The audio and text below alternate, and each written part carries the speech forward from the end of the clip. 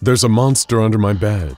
Almost every parent has heard their kids make the claim, and it's usually nothing more than some unusual shadows, or at worst a household pest scurrying around. Parents usually tell their child to go back to sleep, or maybe try to dispel their fears by shining a light under the bed. It's a childhood rite of passage, and one that usually passes soon enough. But for one young woman in Missouri, the monster under her bed was very real and very dangerous. SCP-3887-A doesn't seem like she belongs in a containment facility.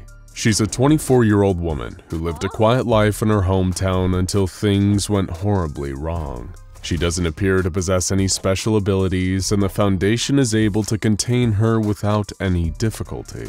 But wherever she goes, death and destruction follow. It's not her doing, but there is something out there that will not stand to see her hurt in any way. Her personal monster under the bed is very protective, something another young woman found out the hard way. Incident 3887-A-1 occurred in 2014, when the young woman was attending a party with her girlfriend. Her partner was berating and humiliating her in front of the guests, which was apparently not a rare occurrence in their relationship. Suddenly, something manifested under a nearby table, and before she could react, her girlfriend was brutally mauled by the unknown creature. Her limbs were completely severed from her body, and she died at the scene.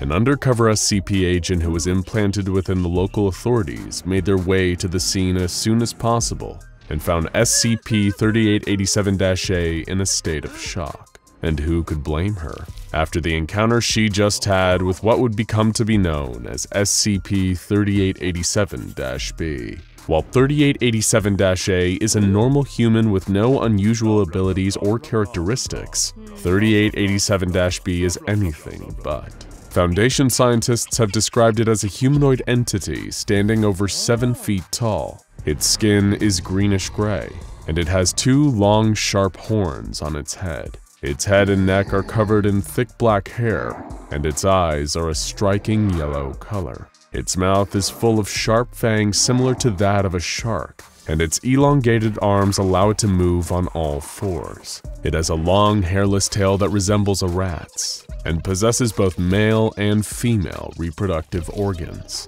No one knows where it came from, but they do have an idea why it's sticking around. SCP-3887-B seems to be bonded to SCP-3887-A, and can appear in any darkened area within a 5-meter radius around her. While its favorite location is under 3887-A's bed, which has since been brought to the facility, it appears to be able to teleport wherever she is, just as it did during the party where it made its presence brutally clear.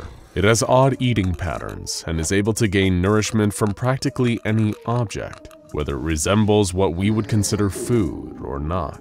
Its favorite treats, for example, SCP-3887-A's socks, but it does have one weakness that has been useful in containing it. It can't stand the light, and it doesn't just hate it. When SCP-3887-B is exposed to bright light, it develops blisters and wounds and flees to the nearest dark area.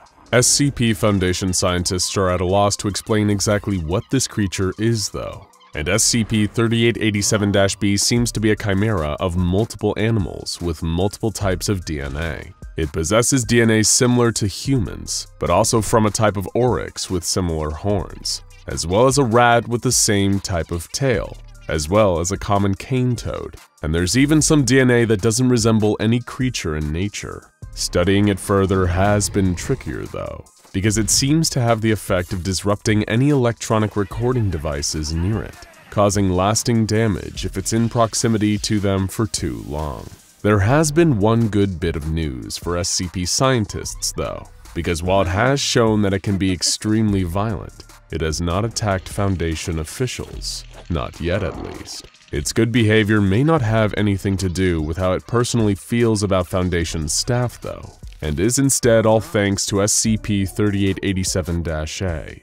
3887-A has been completely cooperative since she was taken into custody by the Foundation. She doesn't perceive them as a threat, and so far it seems like SCP-3887-B is following her lead. It has a strong emotional connection to the young woman, and when they're alone, they show affectionate behavior towards each other. While the creature does not seem to like the Foundation, it doesn't seem like it wants to become hostile, until the Foundation gives it a reason to. When 3887-A was interviewed following the tragic incident by undercover Foundation agent Bellamy, she was panicked and terrified. She admitted that her partner often treated her badly and believed that the creature was trying to protect her. She admitted that she had seen the creature before. She even had a name for it. She called her Grenda.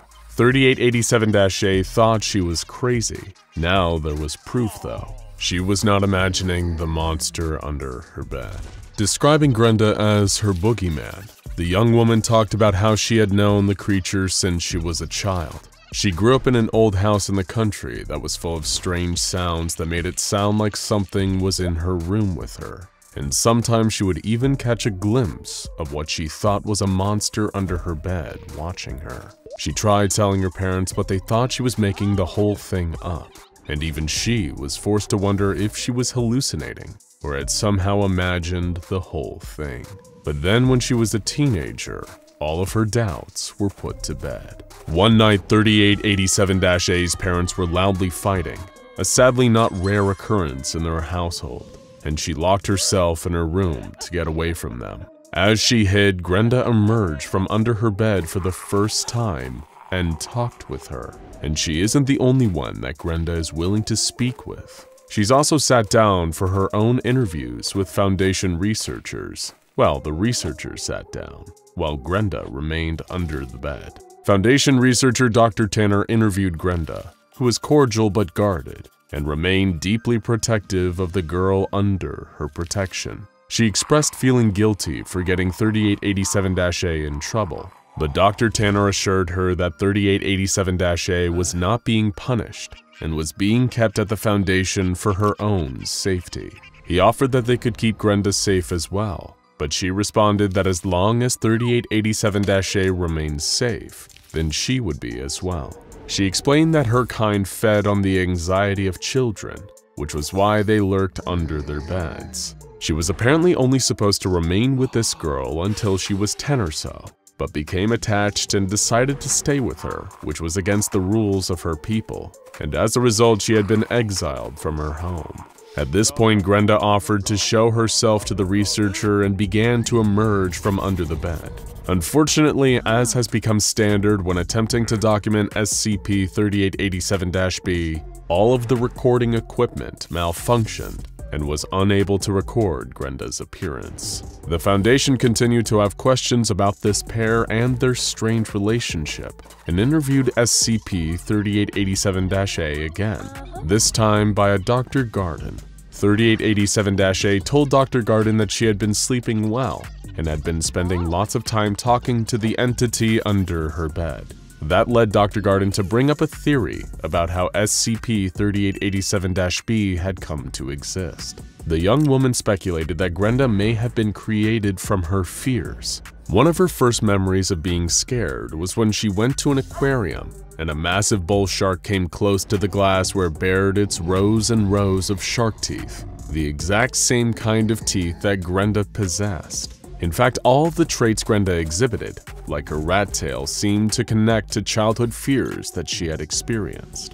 3887-A always felt alone as a little girl, and she believed that she might have manifested Grenda as a companion who was there exactly when she needed her to be. This raised the question of whether SCP-3887-B really was the unnatural entity, or if SCP-3887-A is the source of the entity's existence. The next interview with SCP-3887-B would raise even more questions. When Dr. Garden went to interview SCP-3887-B, it was clear that the entity was agitated. Grenda became hostile as soon as Dr. Garden entered the room, saying she was hungry and didn't want to answer questions. When Dr. Garden said that 3887-A had provided it with socks, the entity reacted with anger. The socks were just a snack.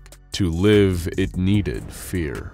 3887-B fed off human emotions, specifically paranoia and anxiety. SCP-3887-A used to be full of them, but now she was unusually calm in the facility, and it was having a bad effect on her companion. When Dr. Garden promised to talk to supervisors, the creature became more agitated and reached out from under the bed, grabbing Dr. Garden and pulling her under the bed. No one knew what would happen to Dr. Garden under the bed, and SCP-3887-A was quickly summoned to try to calm her companion down. But when she called for Grenda, there was no response. It was feared that Dr. Garden had been lost to the area under the bed that no one can access. But then 13 minutes later, the doctor suddenly emerged from under the bed. She was bruised, soaking wet, and missing articles including shoes, socks, and her glasses. Later interviews with Dr. Garden would give the best picture yet of where SCP-3887-B comes from. Dr. Garden described being pulled under the bed, which then led somewhere else entirely. She fell for 15 seconds, still being held by SCP-3887-B. But when she landed, she was alone in a large cave made of black rock with purple gems in the walls. The cave contained a waterfall, a lake, and what looked like SCP-3887's secret home. It was filled with pictures of the girl she was bonded to, a violin, some stuffed animals, and large piles of the girl's socks. SCP-3887-B was there in the cave with her too, watching her.